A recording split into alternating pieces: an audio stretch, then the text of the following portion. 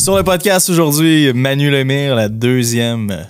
En fait, c'est le deuxième de la même journée ensemble. Exactement. Ouais. On s'est même pas changé de chandail. Non. Ni de casquette. Tu sais pas changer de chandail, toi, en fait? Ben, j'ai ôté mon hoodie, finalement. OK. Ouais. Fait qu'il y a une chance qu'on fait juste 2 épisodes. Exact. Mais c'est ça la vérité du cinéma. C'est qu'on vient et on en fait 2 en même temps. Et voilà. Manu, merci d'être là. Encore, le premier Ça me était. fait encore Je suis encore plaisir. un peu choqué du premier. Je suis encore in my feelings. Et aujourd'hui, en fait, sur cet épisode-là, devrais-je dire, on parle de la peur d'être soi-même. Non, c'est pas vrai. Je reprends ça parce que je m'en allais ailleurs avec ça. C'est pas. Reviens. On parle d'être authentique, rester soi-même et les peurs reliées à ça. Oui. C'est de même que j'aurais dû le présenter, en fait. Exactement. Parlons-en. Ouais. Parce que c'est important d'être soi-même, d'être authentique. Si on veut bâtir un beau réseau en entreprise, on reste bien sûr connecté à l'entrepreneuriat, au monde des affaires. Tu vois quoi en coaching dans les peurs, justement, d'être soi-même, d'être authentique? Je suppose la peur du jugement. Ben, j'ai la chance d'être exposé à un bassin phénoménal pour faire mes études. T'sais, moi, je regarde les peurs de comme 1000 personnes à chaque semaine. Là, fait que je suis capable de voir, OK, bon, ben, 975 personnes sur 1000 ont peur de la même affaire. Fait que le truc, c'est que tu leur dis, regardez, là, à go, dites votre peur. Tout le monde dit la même peur. On est instantanément libéré parce qu'on se sent plus seul. C'est quoi cette peur-là? Ben, il y en a tellement, mais comme la peur de chaîner, la peur de déranger, la peur de... Justement, je parlais récemment avec mon audience, je leur disais, à ce temps, on a peur de s'exprimer même librement sur les réseaux sociaux. Puis je serais curieux de voir dans les commentaires des gens qui écoutent le podcast en ce moment, combien de personnes ici ont eu dans la dernière année envie de dire quelque chose sur Internet, mais se sont restreints de le faire parce qu'ils se sont dit, ben non, je peux pas dire ça. Je suis sûr que c'est arrivé à tout le monde, sans exception. Pourquoi vit-on dans un monde dans lequel on a peur de faire quelque chose d'aussi fondamental que d'exprimer nos idées? À cause de la peur de se faire cancel, à cause de la peur d'être jugé, à cause de la peur de se faire rejeter. C'est tellement imbriqué dans notre cerveau reptilien que c'est plus important d'être aimé, d'être accepté que de dire la vérité. Parce qu'à l'époque, là, t'es tout seul dans ta tribu qui sait la vérité. Mais si le fait de savoir la vérité et de la dire fait en sorte que t'es exclu, tu meurs. Fait que ton cerveau a appris que c'est plus important d'être aimé et accepté que d'être vrai. C'est fou quand tu penses à ça. Fait que c'est à se demander aujourd'hui pourquoi les gens ont autant de la misère avec l'authenticité. C'est imbriquant dedans d'eux que si tu fites plus, t'es dead. C'est tough. À une autre échelle, mais je comprends ce que tu veux dire. Au même titre que notre corps aujourd'hui fait pas la différence entre être en danger physiquement en face d'un rhinocéros qui veut t'attaquer puis être jamais dans le trafic sur la 15 puis être 10 minutes en retard déjà. Là. Exactement. T'es beaucoup là-dedans, toi encore, le cerveau reptilien puis les espèces de patterns de Cro-Magnon. Ben, je vais m'intéresser, je vais regarder qu'est-ce qui fait encore du sens aujourd'hui. Je vais expérimenter, je vais regarder... Tu sais, par exemple, mettons, avant de faire un programme de coaching ou une formation ou quoi que ce soit, ben je vais évaluer souvent avec plusieurs cas individuels, puis je vais regarder, OK, quelle graine semée de telle manière fait pousser tel type de comportement ou quoi que ce soit, puis après ça, je vois qu'il y a une tangente, fait après ça, j'exprime mon monde, ben voici ce que j'ai observé, puis les gens sont libres par eux-mêmes de l'essayer, quoi que ce soit, voir si on a les mêmes résultats. Mais ouais, c'est très, très basé sur de l'observation, puis tu sais, j'ai fait beaucoup aussi de lectures dans ma vie sur mon sujet qui fait en sorte que, tu sais, c'est pas juste basé sur « Ah, je pense telle affaire », mais tu sais, s'il y a 80 livres de lus sur un sujet, à un moment donné, tu fais des liens par du monde pas mal plus intelligent que moi qui ont fait des liens d'avance, là. Et l'expérience aussi qui rentre en ligne de compte. Tout à fait, ben oui. C'est quoi que tu donnes comme conseil de base? On part où quand on a peur d'être authentique? Pour n'importe quel type de peur, ce que j'aime des fois, c'est d'aller foncer dedans. Il y a 2 options. Soit tu fonces dans ta peur, puis je peux te donner un exemple personnel, quand même assez loufoque, mais quand j'étais plus jeune, j'étais extrêmement gêné, je m'exprimais mal, j'avais aucun entrain, puis pour moi, les autres êtres humains, j'étais pas capable. Là. Puis je me faisais rejeter constamment. J'étais pas populaire avec autant les gars, les filles, tu sais, genre je pognais pas, rien de ça. Et là, à un moment donné, c'était l'époque où est-ce que c'était l'heure de commencer à explorer l'univers des bars. Et moi, ça me terrorisait parce que je me sentais pas à la hauteur, pas digne d'être aimé, tout ça. Et j'avais extrêmement peur du rejet. Fait que pour moi, d'aborder peut-être une fille qui m'intéresse, quoi que ce soit, puis de me faire rejeter, c'était littéralement, oublie ça, je ne veux pas vivre ça. Là. Fait qu'au lieu de me dire, même si je me fais rejeter, c'est pas grave, je suis allé dans l'extrême de rechercher volontairement ce qui me fait le plus de mal, c'est-à-dire, je vais aller me faire rejeter volontairement. Pas je vais aller essayer que ça marche puis risquer que ça marche pas. Je vais aller faire en sorte que ça marche pas pour me désensibiliser des conséquences de ça. Fait qu'au lieu de me dire que j'ai peur, je me dis je fonce dedans. Fait que je m'étais mis comme objectif d'aller me faire rejeter par 100 filles. Fait que littéralement, mon but, là, c'était pas d'avoir l'air sympathique, c'était pas d'obtenir un numéro de téléphone. Mon but, c'était de me faire rejeter pour me désensibiliser. Qu'est-ce que tu faisais dans tes comportements? Tu faisais exprès d'avoir des comportements weird ou tu étais quand même la meilleure version de toi-même? Non, pas du tout. Mon but, c'était de me faire rejeter. Fait que j'arrivais, puis je pouvais aussi spontanément dire à une fille « Hey, bonjour, je trouve que tu as l'air super intéressante, mais en ce moment, je suis en mode, je me fais rejeter. Fait que je vais juste m'auto-deny. Bye. Bonne fin de soirée. » Okay. Genre, aussi cave que ça. J'arrive avec une approche. J'avais pas l'idée, honnêtement. Non, mais tu sais, tu l'abordes, t'es comme, hey, salut, je trouve que t'as l'air super intéressante, mais en même temps, je manque de confiance en moi. Si ça doit être un turn-off majeur pour une fille, je comprendrais si tu voulais me rejeter à l'instant. Je te demanderais même pas si tu veux que je te paye un verre. La réponse, ça va être non. Bonne fin de soirée. Puis je m'auto-dénaille, puis je m'en vais. Puis à un moment donné, tu survis à ça, tu sais. Puis tu te rends compte que ça devient presque cave, tu sais, parce qu'on en parle, puis c'est ridicule en quelque sorte de faire ça. Mais si justement tu fais la dissociation de ça fait peur et ça devient mais c'est ridicule, ça banalise un peu le phénomène. Parce que tu sais, la première fois, mettons, t'as peur de player quelque chose en prise de courant parce que tu te dis ça va peut-être pogner un choc, tout ça. Puis là, aujourd'hui, tu sais, on fait ça du coin de l'œil, non. Il n'y en a plus de stress, il n'y en a plus de peur, c'est rendu banal. Fait que, éventuellement, qu'est-ce qui s'est passé? C'est qu'à force de banaliser le fait que je pouvais me faire rejeter, je suis devenu tellement confiant dans le fait que c'était pas grave que c'est ça qui m'a donné un charisme. C'est le fait que j'arrive avec aucune espèce d'attente ou de stress. Fait que, une espèce de petite désinvolture, un laisser-aller, si on peut dire, qui rend en quelque sorte attachant. T'sais. Pas mal plus que quelqu'un qui arrive, qui est stressé et qui a peur du jugement ou de comment ça va paraître. T'sais. Fait que ça m'a beaucoup aidé. Fait que je dirais au monde, foncez dans votre peur à l'extrême, peut-être pour vous désensibiliser. Mais encore là, il faut avoir les reins solides, parce que si tu rentres dans ta peur à l'extrême puis que tu le fais juste 2 fois, ben, tu guériras pas de ça. Il faut vraiment que tu y ailles puis tu le répètes parce que c'est souvent une question de quantité. Fait que si tu as peur du jugement des autres, fais un statut par jour sur exactement ce que tu penses, mettons. Puis au début, tu vas te faire critiquer quoi que ce soit, mais éventuellement, tu vas t'en foutre de te faire critiquer. Je pense que sans répétition, c'est un bon volume, d'habitude. Ça peut être un bon volume. Sinon, la deuxième chose, ça peut être d'avouer aux autres ce qui nous fait peur. Puis ça, c'est un truc qui est game changer. J'étais dans un événement de réseautage récemment, puis il y a une dame qui vient de Chine, un petit peu de difficulté avec son français, avec son anglais. Puis elle nous demandait conseil, genre sous forme de mastermind un peu, puis elle disait « Comment est-ce que vous pensez que je pourrais faire pour transcender cette peur-là quand je suis dans des réseautages parce que je veux pas que les gens me comprennent mal ou être mal interprétés ou dire quelque chose que vous, ça se dit pas. » Puis là, j'ai dit « Commence chaque interaction en nommant ta peur. Bonjour, je vais être honnête avec vous, j'ai peur de dire quelque chose de pas correct, j'ai peur d'être mal comprise. Tout le monde va être tellement plus compréhensif, tout le monde care plus, tout le monde. Pourtant, fait que tu viens de canceller la peur en la nommant. Tu viens d'y permettre d'exister librement parce que la peur est en lien avec l'incertitude. La peur est en lien avec l'inconnu. Parce que si tu connais ce qui s'en vient, tu n'en as plus peur. Si tu sais qu'il va y avoir un ours en camping en fin de semaine, tu te prépares adéquatement. C'est plus de la peur qui est question, c'est de l'anticipation, c'est très différent. Fait que si quelqu'un me dit « j'ai peur de parler en public », avant de parler en public, commence en disant « je vais être honnête avec vous, j'ai vraiment peur de parler en public ». Adresse-le. 100%. First thing. Ouais. Je suis vraiment d'accord avec ce que tu dis en ce moment. Ça a été quoi tes patterns de scène au début? Parce que la vidéo que tu m'as montré tantôt, c'était pas... Clairement, c'était pas naturel, là. Ouais. Puis tu l'as dit toi-même.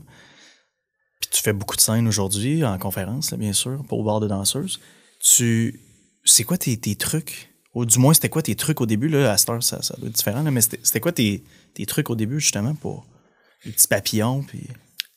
Encore aujourd'hui, un peu les papillons, I guess? On en a besoin, là, de ce...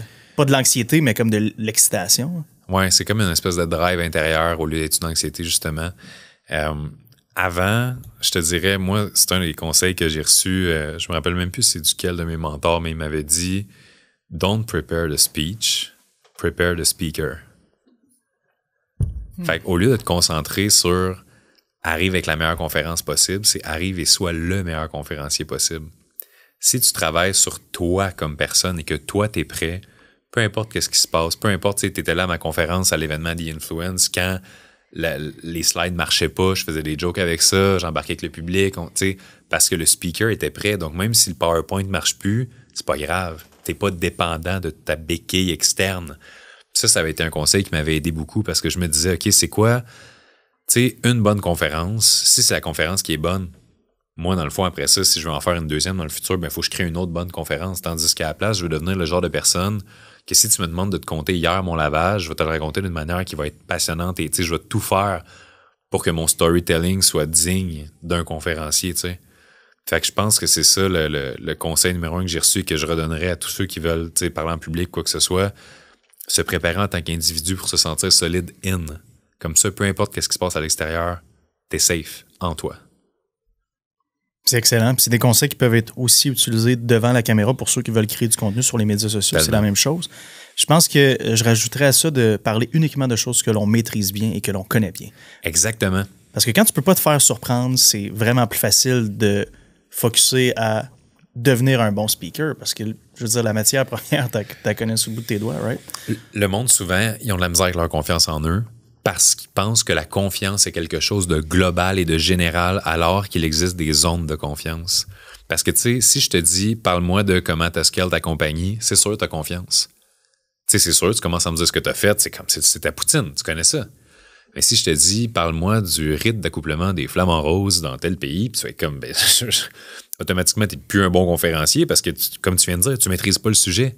Fait que c'est tellement important, autant au niveau conférence grand public que niveau réseaux sociaux, que le monde, exactement comme tu dis, ils deviennent maîtres de quelque chose le plus possible avant d'essayer d'en parler à grande échelle. Mais il y a un bémol que je veux faire là-dessus parce qu'il y a beaucoup de monde qui bâche l'univers du coaching. Puis ou même de n'importe qui en ligne, tu sais, qui se met devant la caméra pour se filmer, parler d'un sujet. Il y a beaucoup de monde qui bâche ça puis qui dit il y a trop d'influenceurs, il y a trop de ci, il y a trop de ça. À partir du moment où tu es 10% en avance sur quelqu'un dans un sujet X, tu es en mesure de l'aider. Fait que quand j'ai commencé à coacher au basket, par exemple, j'avais 14 ans, ben je coachais des jeunes de 10 ans. Est-ce que j'étais le meilleur au basket? Est-ce que je maîtrisais le basket? Pas du tout. Mais est-ce que j'étais apte à aider ceux qui n'étaient pas encore là? La réponse, c'est oui. Fait que c'est un peu la nuance que j'aimerais apporter dans le fait d'attendre de maîtriser quelque chose avant d'aider. Mais c'est d'avoir l'humilité de ne pas prétendre être capable d'aider tout le monde si c'est pas vrai. Fait que quand j'ai commencé en coaching, est-ce que j'étais genre, jour 1 de coaching, je peux aider Tony Robbins? Je vais être le coach à Grant Cardone. Ben non, pas du tout. Mais au fil des années, au fil de l'expérience qui est rentrée, je sentais que mes outils se multipliaient, mes connaissances augmentaient, mes compétences se perfectionnaient. Et c'est ce qui a fait en sorte que de plus en plus, je me suis mis à coacher au début n'importe qui. Après ça, des salariés. Après ça, des travailleurs autonomes. Après ça, des entrepreneurs. Après ça, des CEO de grosses compagnies, des athlètes, des artistes. Parce que j'ai monté les marches progressivement en n'essayant jamais de me prétendre meilleur que ce que j'étais. Puis ça, c'est quelque chose d'important, que le monde accepte les étapes.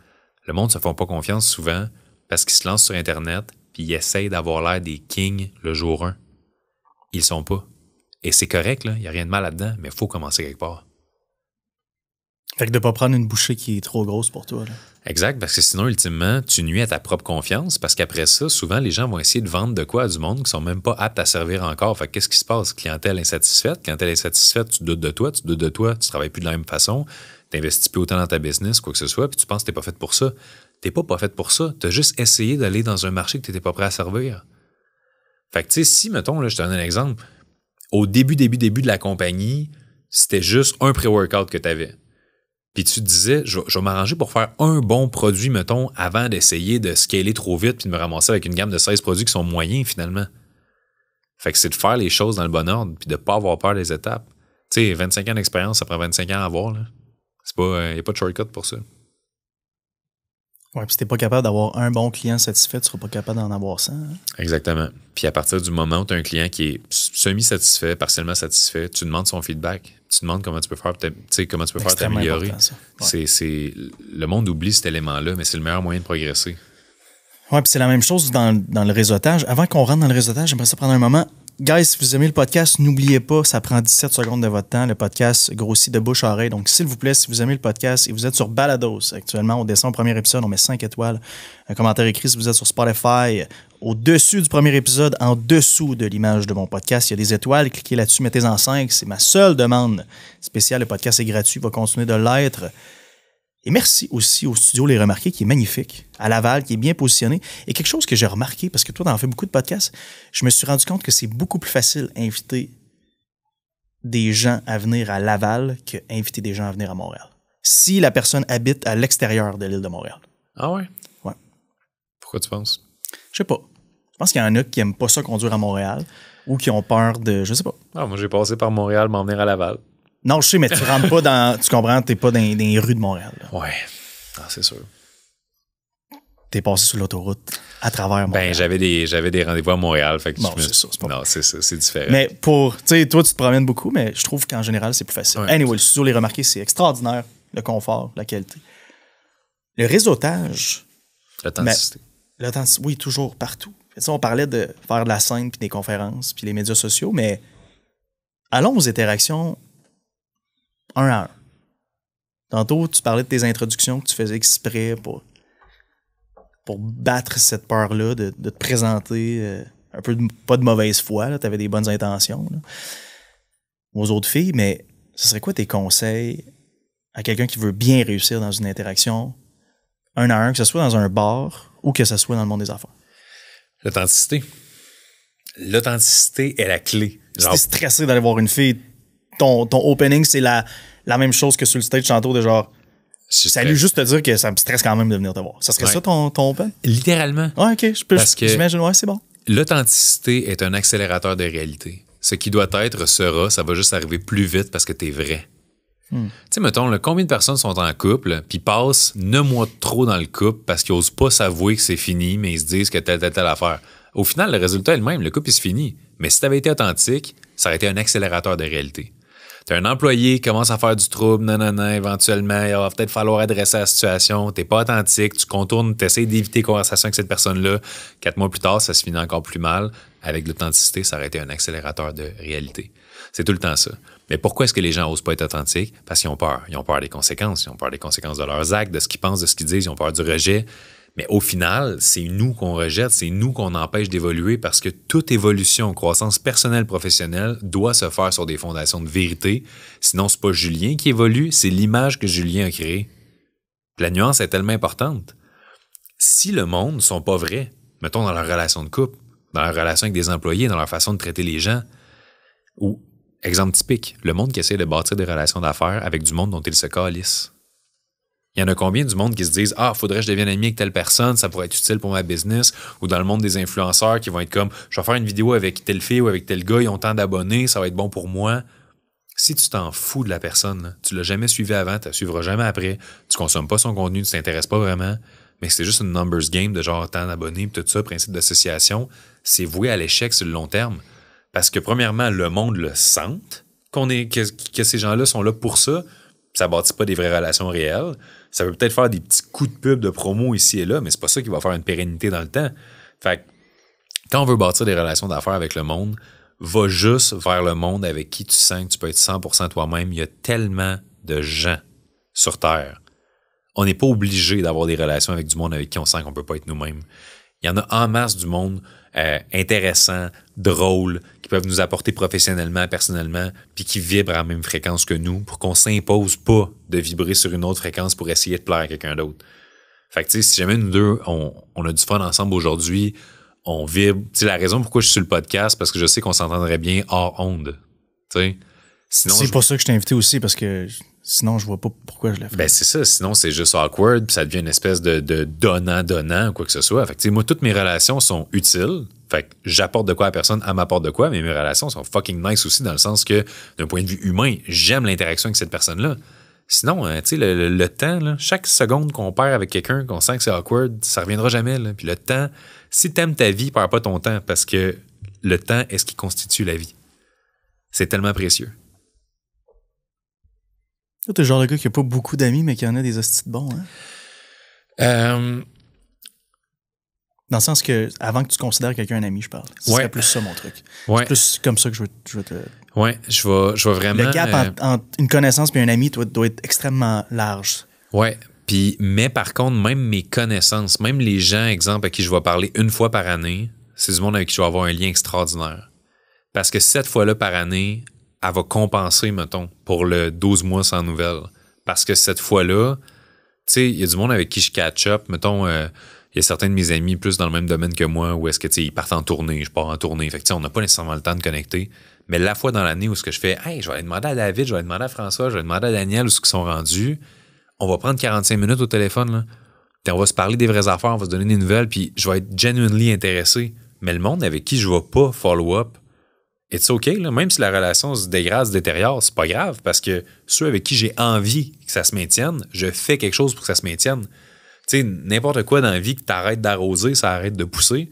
Puis il y a des affaires qu'il faut accepter que ça arrête de pousser pour pouvoir prioriser les vraies relations, comme tu dis, parce que, tu sais, les vraies amitiés, surtout rendues à l'âge adulte, tu sais, des fois, on perd nos amis du secondaire, ben, tu sais, des fois, on fait pas juste les perdre à cause des déménagements, tout ça. Des fois, on n'évolue pas de la même manière. La vie fait les choses, ouais. Exactement. Fait que, tu sais, moi, des nouvelles relations, ben, c'est drôle que tu dises ça, parce que j'ai déménagé sur la Rive-Sud, ça fait ça fait environ 4 mois, OK? T'étais où avant? J'étais à Montréal, mais avant ça, j'étais à Québec, puis avant ça, j'étais à Trois-Rivières. Fait que je me suis promené pas mal à travers le Québec. Puis là, j'avais beaucoup d'amis, ça arrive nord, tu sais, Laval, tout ça, Sainte-Thérèse, peu importe, Blainville, Mirabel. Et là, quand je me suis ramassé sur la Rive-Sid, je me suis rendu compte, wow, OK, j'ai pas vraiment, tu sais, j'ai des contacts sur la Rive-Sud, mais mon vrai noyau de gars avec qui j'appelle, hey, on va-tu prendre une bière, il était plus là. Fait que qu'est-ce que j'ai fait? C'est que, en tant qu'adulte de 32 ans, j'ai pris le choix conscient de partir en mission de me faire des nouveaux amis. Puis littéralement, là, je suis entouré des milliers de personnes sur Internet, puis tout ça, le monde dirait, il n'y a pas besoin de... Non, des vraies connexions sincères, c'est tellement important. Fait que j'ai écrit à tous les gars et les filles que je trouve qui sont vraiment sharp, des gens qui me font rire, des gens qui me font triper, qui m'inspirent, puis je leur ai dit, toi, là, quand tu penses à moi, y a-tu une personne dans ton environnement que tu te dis, ah, cette personne-là est fucking sharp, puis maudit qu'elle s'entendrait bien avec Manu? Premier nom qui te vient en tête. J'ai demandé ça au monde dans mon réseau. J'ai reçu des messages de, ah, il faut que tu rencontres Sean, il faut que tu rencontres Louis-Xavier, il faut que tu rencontres telle affaire. Ces contacts-là, je suis tout allé souper avec ces gars-là. J'étais allé souper, j'étais allé dîner, j'étais allé en bateau, j'étais allé genre connecter. Il y en a un qui m'a invité sur son podcast. Puis c'est toutes des vraies, genuinely belles rencontres que je suis. Fait que là, je suis rendu avec un réseau, ça arrive ça. Grâce à ça, grâce à cette action-là. Wow. En toute humilité, j'ai envie d'avoir des nouveaux amis. C'est un besoin, je trouve ça le fun de connecter avec des gens sharp puis tout. Puis c'est de. Tu sais, les gens osent pas, là. Tu sais, ils se promèneront pas dans la rue puis hey, excusez-moi, monsieur, vous avez l'air vraiment cool. Est-ce que je pourrais comme commencer à vous parler? Tu sais, mais de la façon que tu l'as fait, toi, je trouve ça extraordinaire. Puis je vois pas pourquoi le monde le font pas plus. Oui, 100%. C'est vraiment une bonne idée. On perd à rien. Là. Puis il n'y a pas un Tinder pour amitié en affaires. Là. C'est pas. Il n'y a pas vraiment de système pour. Ben, c'est pour ça qu'entre autres, moi, dans mon business model, dans mes groupes de coaching, je mise énormément sur les relations parce que je sais à quel point c'est précieux et à quel point c'est moins naturel pour les adultes de se faire des amis sharp. Parce que personne se promène dans la rue avec son t-shirt marqué hey, salut, je suis ouvert à me faire des nouveaux amis. Là. Ça fait que souvent, c'est une question de contact et de circonstances puis de. C'est même dans les événements à cette heure où on pourrait rencontrer du monde, on reste souvent avec le monde qu'on connaît. Fait qu'au final, c'est très difficile de connecter. Fait qu'il faut faire le choix conscient de sortir de notre zone de confort, faire des actions différentes pour générer des résultats différents. Je me souviens à e-influence parce que j'avais trouvé ça bon que ce que tu avais dit, que à un moment donné, t'étais comme, par l'événement ici, qui a un ami ou des amis, t'as peut-être la moitié de la salle qui avait levé la main, tu avais dit, good, quand ça finit, allez parler à quelqu'un d'autre. Tu sais. Ouais. Ben oui, je me souviens d'avoir fait comme Chris, c'était bon ça. Ben oui, j'avais demandé au monde dans la salle qui est venu tout seul. Ouais, puis tous ceux qui ont levé la main en disant je suis venu tout seul, j'ai dit regardez-vous les mains levées, là, allez connecter. Ma mémoire, c'est le contraire de ce que tu as fait, mais c'était la même idée dans le fond. Oui, exactement. Puis c'était ça justement le but, c'est de rassembler les gens parce que tu sais, le contact humain in the end, là, moi quand j'imagine ma vie dans le futur, je m'imagine vieillard paisible sur sa chaise longue, quoi que ce soit, en train de juste profiter de la vie, ben je me vois avec du monde là. Tu sais, je me vois le cœur rempli des relations que je vais avoir bâties. Je me vois rire, sourire. Tu sais, je me vois pas en train de nager d'une pile de cash puis juste, tu sais, comme... Ou du moins, je vais nager avec mes amis dans la pile. Ouais. Mais tu sais, c'est vraiment... C'est relationnel. Je trouve l'être humain est une créature de relation, de connexion.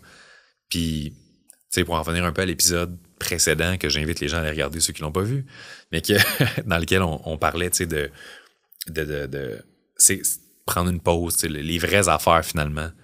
Si on sacrifie nos relations interpersonnelles dans le but de bâtir quelque chose, je pense qu'on passe un peu à côté de la vie. Puis ça, c'est une opinion, c'est selon mon vécu, mon expérience. Mais l'amour, sans rentrer dans le cliché, là, genre l'amour, le ressentir à tous les jours envers des gens, envers des causes, envers des produits, des services, des clients, ça prend de l'amour dans une vie pour se sentir vraiment riche en dedans. Fait que c'est ce que je recommanderais aux gens de faire le plus vite possible. Se demander comment ils peuvent faire pour intégrer plus d'amour dans leur vie. Je suis 100% d'accord. J'ai des amitiés très fortes qui datent depuis très longtemps. J'en ai des récentes.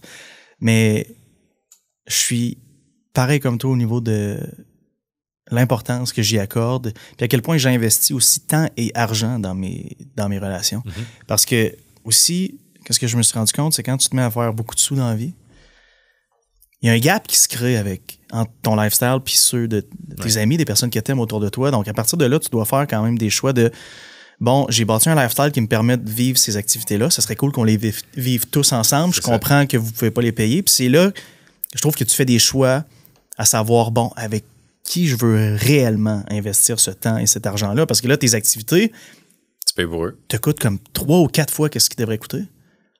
Mais l'expérience, c'est ça. Ah ouais, c'est exactement le même principe là. Récemment, j'étais allé à Paris avec ma blonde, puis je savais que financièrement, c'était soit je m'occupe du voyage puis tout, ou je le vis tout seul. Mais comme moi, je veux vivre ça à deux, ou je veux vivre ça avec mes amis, des trips, des chalets, des affaires de même. Fait que je te file là, à un moment donné, puis c'est pour ça aussi qu'on veut en faire de l'argent, c'est pour pouvoir entraîner le monde dans notre philosophie, dans cette live. Mais entraîner le bon monde, puis le monde qu'on aime. Ben oui, exactement. Parce que je me suis déjà fait prendre à le faire pour faire plaisir, puis j'ai vraiment pas aimé cette expérience. Non, c'est horrible. Puis il y a tellement de monde dans le monde, tu sais. On peut se permettre de pas être ami avec tout le monde. Il y en a du monde, tu sais. Vraiment. Puis un peu comme les opportunités qui se multiplient, plus on scale, plus on a des opportunités, mais plus il y en a des gens aussi qui veulent. Tu sais, moi, des fois, il y a des gens qui viennent vers moi, puis je le sens tout de suite. OK, cette personne-là, elle vient plus vers moi comme un opportuniste. D'autres personnes viennent plus en mode genre, ils se cherchent un mentor. D'autres personnes viennent plus en mode égalitaire de hey, on pourrait s'apporter, ça va être cool, ça va être donnant-donnant. C'est ça que je privilégie vraiment. C'est du monde à qui je sens qu'on va triper, on va rire. Tu sais, surtout rire. On en parlait beaucoup, là, on se faisait des jokes là, entre les podcasts, là, mais c'est tellement important. Si je n'ai pas de fun avec une personne, si je sens qu'il faut que je retienne les jokes qui montent en dedans de moi, ça va être longtemps. Là. Alors, la vie est trop courte pour garder les jokes en dedans. Manu, c'était extraordinaire, man. Toi, c'était un podcast qui... Peut-être quelqu'un qui tape du pied l'autre bord de la porte. Yes. J'ai adoré ce moment-là avec toi. J'ai adoré nos 2 épisodes. J'ai vraiment... Ça serait vraiment cool qu'on aille souper puis qu'on prenne une coupe de verre ensemble. Pour vrai, je pense que les deux, c'est... Tu m'excuses, ça fait genre 5 fois que je me fais appeler. Non? J'ai vraiment, vraiment adoré ça, man. T'étais excellent. Puis ce que t'as apporté aussi, c'était très, très, très, très, très bon. Puis que l'authenticité est un accélérateur de réalité. C'est mon souvenir de l'épisode d'aujourd'hui. Ça va être probablement ça, le titre de l'épisode. Je trouve ça extraordinaire. Je suis vraiment content. Tu me fais penser à un souvenir. Je sais pas si j'ai 2 minutes de partager quelque chose, là, mais on parle d'authenticité. Là. J'ai joint une chambre de commerce à Rive-Sud, justement, pour faire des nouveaux contacts puis tout ça. Puis mon premier souper d'affaires, souper tournant, où on fait les tables puis tout, c'est le temps de se présenter. Puis moi, ma pick-up line initiale, c'est moi, je suis ici parce que je me cherche un ami qui a un bateau. Okay. Puis comme, mais tu sais, c'est pas vrai, là. Mais tout de suite, je casse le monde. Le monde qui vont faire il est con, je trouve ça drôle. C'est avec eux que je vais aller connecter. Le monde fait comme, il est bizarre, il est awkward, pourquoi il dit ça? Oublie ça, là. On va pas aller bâtir de quoi. Fait que tu sais, ce niveau d'authenticité-là, upfront, sauve tellement de temps ensuite. Puis comme de fait, il y a un gars que j'ai rencontré ce soir-là, il est venu me voir, puis il dit, j'ai un bateau. Puis là, tu sais, on a full connecté, puis on a vraiment eu du fun. Puis comme de fait, tu sais, je vais aller en bateau avec. Mais tu sais, c'est à partir d'une joke, là. Mais finalement, ça a créé une belle amitié. Fait que c'est d'oser, je pense. Oser être soi-même, oser aller au-delà des apparences, puis juste faire confiance que la vie est bien faite, puis that's it. Je trouve ça bon d'avoir une espèce de pick-up line pour tester quelqu'un tout de suite, puis pas avoir à attendre. Des fois, je dis que je suis coach de mort, au lieu de coach de vie. Juste voir la réaction. Je t'imagine bien faire ça en plus. Ouais. Si quelqu'un répond « OK », ben, tu vois qu'il n'est pas intéressé. Tu sais. Normalement, c'est censé susciter des questions. Si la personne n'en a pas, tu vois qu'elle s'en fout. Next. J'adore ça. Allez suivre Manu Lemire avec un petit crochet bleu. Il paye 19,99 pour l'avoir. Toi, ta job, tu vends de la poudre, c'est ça? Exact. Puis des pilules aussi. Oui, de la poudre, des pilules. Les deux, c'est important. Ça va ensemble. Merci à tous. Je vous aime. N'oubliez pas le 5 étoiles. Faites-le maintenant. Et merci au studio Les Remarqués.